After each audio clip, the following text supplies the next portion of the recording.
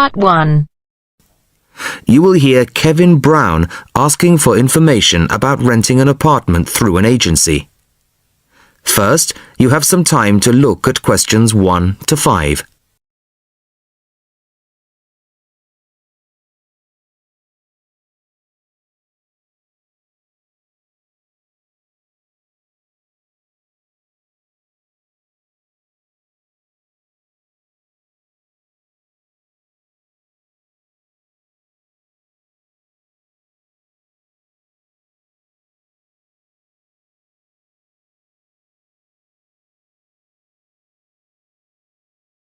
Now the test will begin.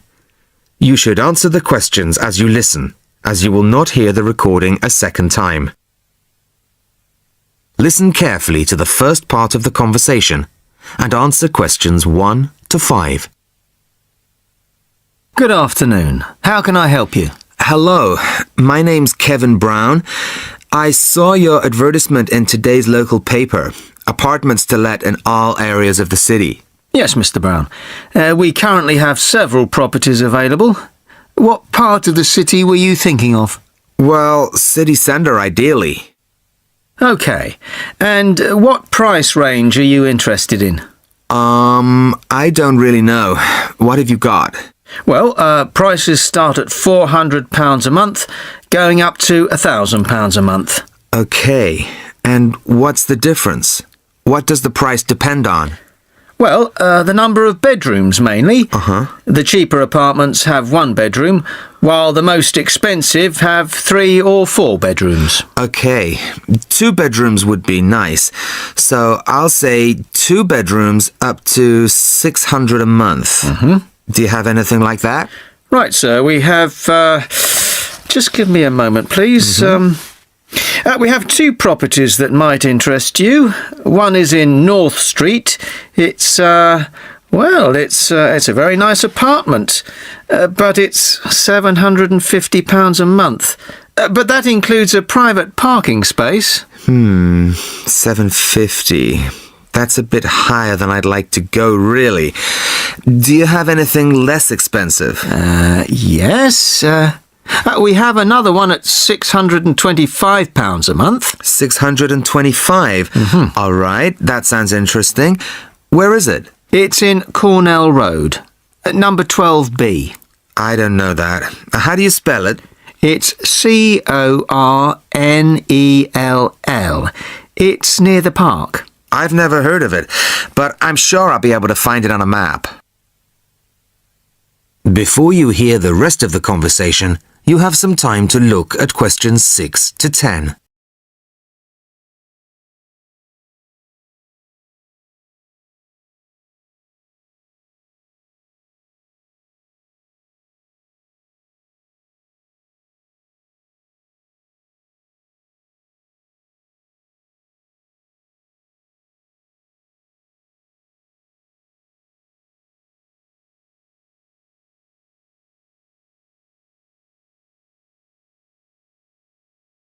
Now listen and answer questions 6 to 10. So, would you like to see the apartment, sir? Yes, I would. I'd like to rent somewhere fairly soon. Would tomorrow be possible? Sorry, I'm afraid nobody is available all day tomorrow. It's quite a busy time of year for us. I see. But if you're free later today, you could see it at 5:15. Sure, no problem. I could manage that. OK. So that'll be 5:15 with my colleague Jason. He'll meet you at the apartment. That's fine. And one more thing. What do I need to provide to rent an apartment with you? What documents, that kind of thing? Yes, of course. Do you have a job? Yes, I work in a travel agency. Well, a reference letter from your employer, saying you work for them, and a deposit, which is 1 month's rent plus a fee of £60. What's that for? It's an administration fee to cover the cost of preparing the contract. Okay. And one last thing. When would this apartment be available? It's empty now, so you could move in as soon as the contract was signed. That's great. Thanks very much indeed. Bye. Goodbye, Mr. Brown. That is the end of part 1. You now have half a minute to check your answers.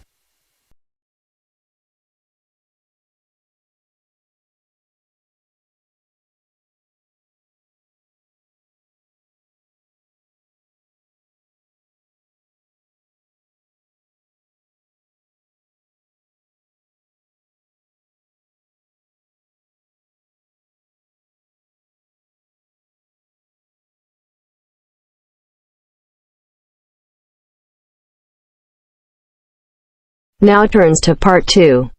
Part 2. You are going to hear a tutor talking to a group of philosophy students. First, look at questions 11 to 13.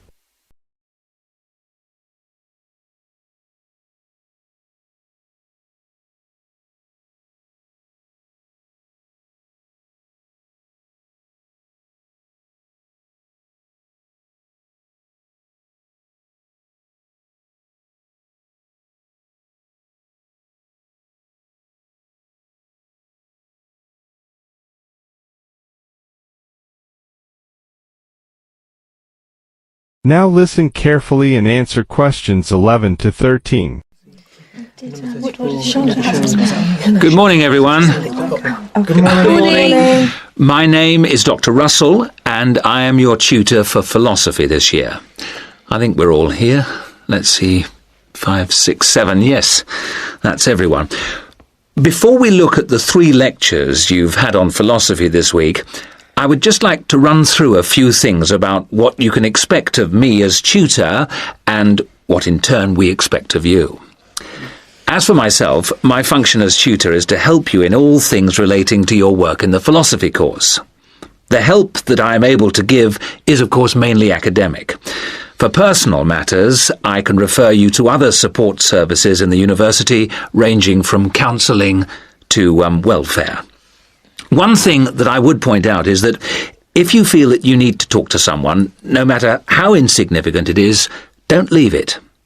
Oh, and the last thing is, if you do need to make an appointment, the times are listed on the door of my room. You just write your name in a time slot. But I would point out that the appointment slots get booked up quite quickly. If it's urgent, catching me between sessions is the best idea. That way we can sort something out quickly.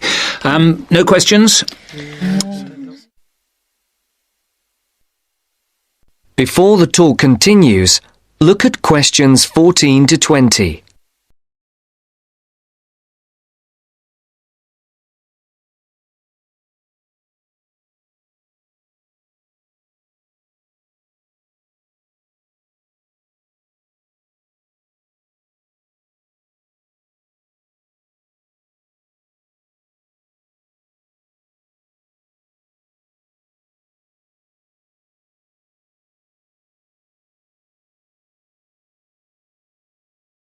As you listen to the second part of the talk, answer the questions. 14 to 20.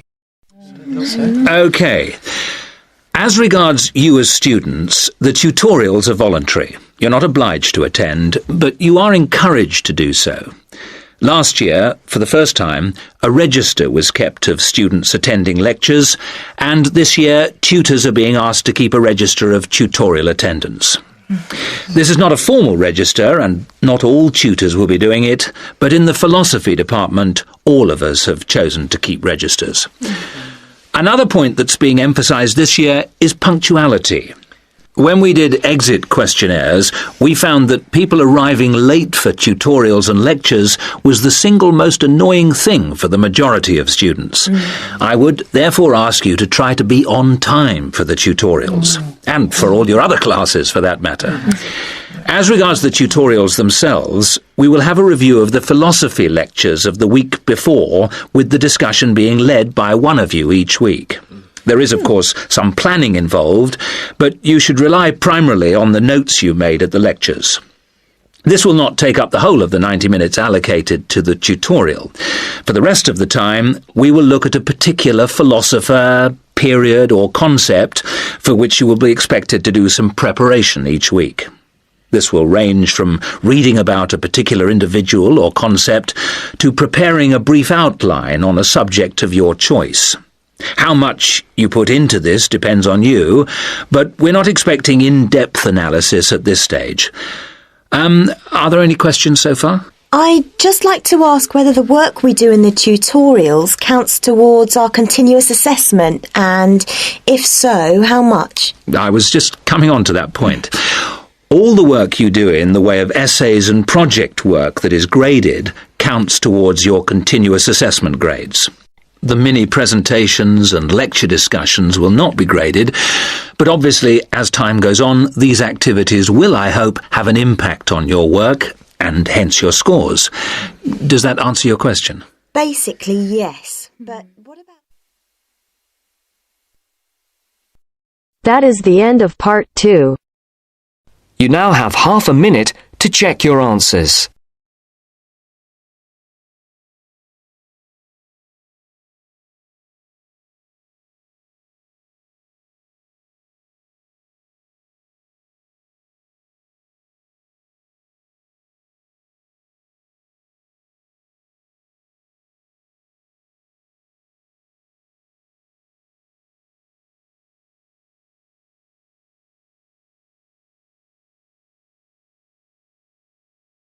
Now turns to part 3. Part 3. You are going to hear a conversation on rivers.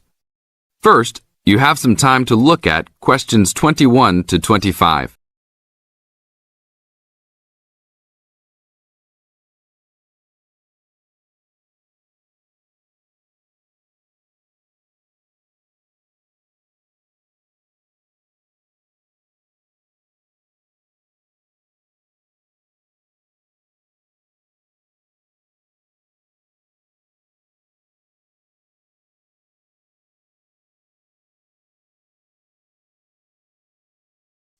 Now listen to the tape and answer the questions. 21 to 25.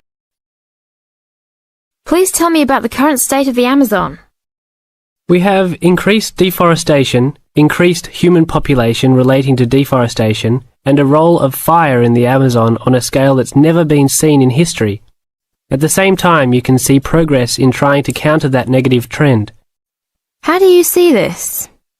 We see this in the creation of national parks and indigenous areas, and efforts to fund sustainable development activities for locals. We see both good and the bad, and it's going to be a race to finish. I understand that you started the Minimum Critical Size of Ecosystems project. Could you tell me about it? A number of years ago, it became apparent that those practicing conservationists didn't have the scientific information available to properly design a conservation area. They didn't know how big it had to be, right? People were learning that as forests fragment, the fragments begin to shed species after they become isolated, so they end up becoming poor examples of what they had been. This relates to the size of the fragment. Do people still study this? Yes, there is a rich subfield of conservation biology that looks at the efforts of fragmentation.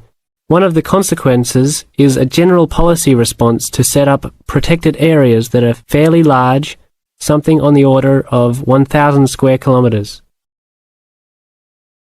Now look at questions 26 to 30.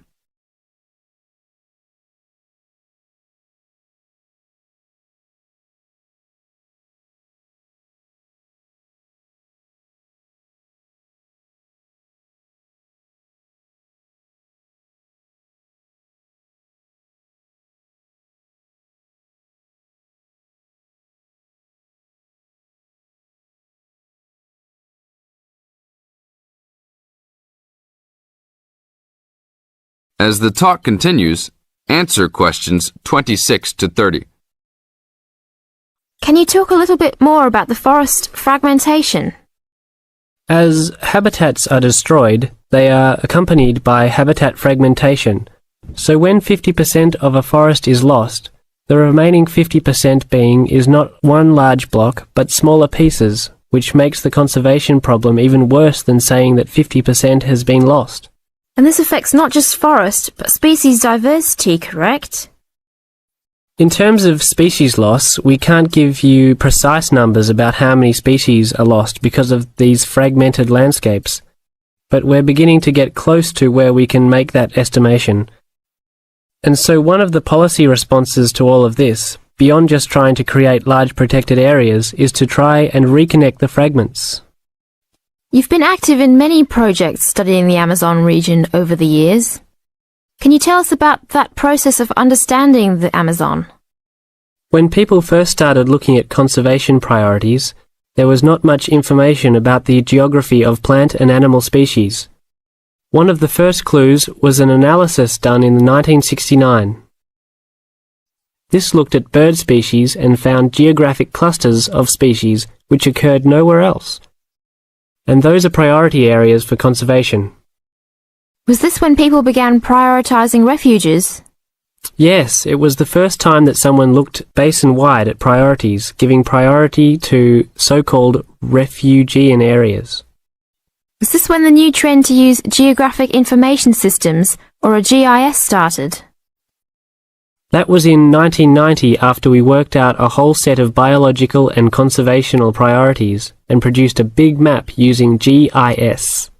What are some of the things that GIS does? Well, there are several advantages of using a geographic information system. First, you can continually update the system so that it's now a constantly changing picture. You can actually watch changes. Then you can include large amounts of data, including information about the vectors of development. Roads, railroads, pipelines, hydroelectric projects, etc. And finally, because it is accessible on the internet, it makes this information available to anyone who's interested. That is the end of part 3. You now have half a minute to check your answers.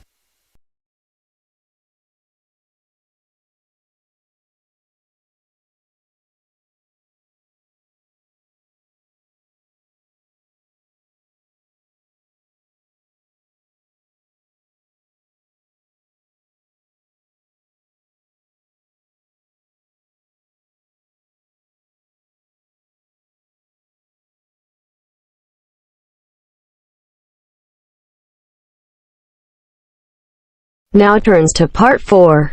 Part 4. First, you have some time to look at questions 31 to 40.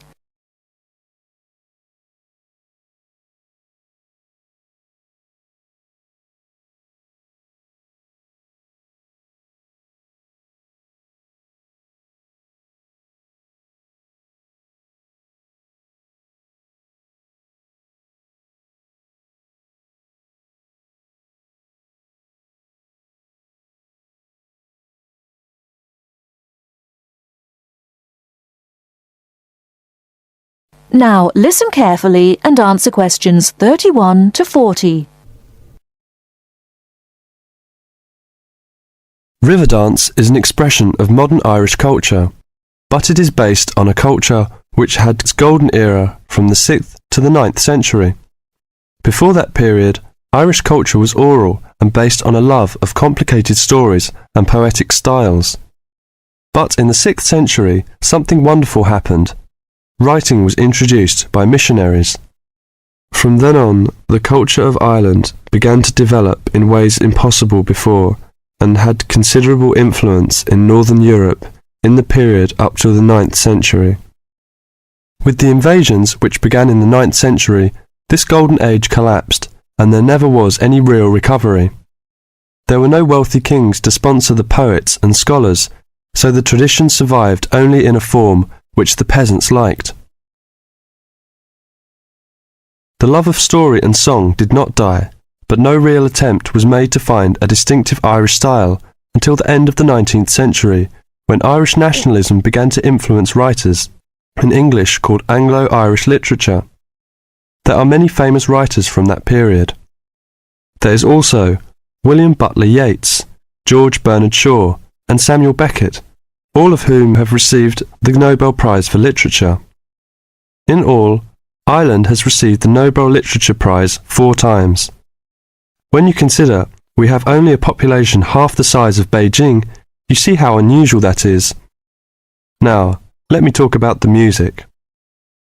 The Irish love of music has succeeded in surviving the change from Irish, the native language, to the language of the invader, and has once more begun to blossom and become influential outside the country. Irish music was reduced to being the language of the country people and was dying out as people moved to the cities. Young city people did not want to listen to peasant music, although we were all told it was important. Some efforts were made to make it attractive to city people, but largely without success. More recently, this has begun to change, and since the 1980s has taken off. But modern Ireland has been looking for more than just a revival of traditional music. Many of the most famous popular singers in the world are Irish: U2, Enya, the Cranberries, and many others. There are 10,000 people employed in Ireland in the music industry. Riverdance is an expression of that new interest in the old and that ability to understand the new. That is the end of part 4. You now have half a minute to check your answers.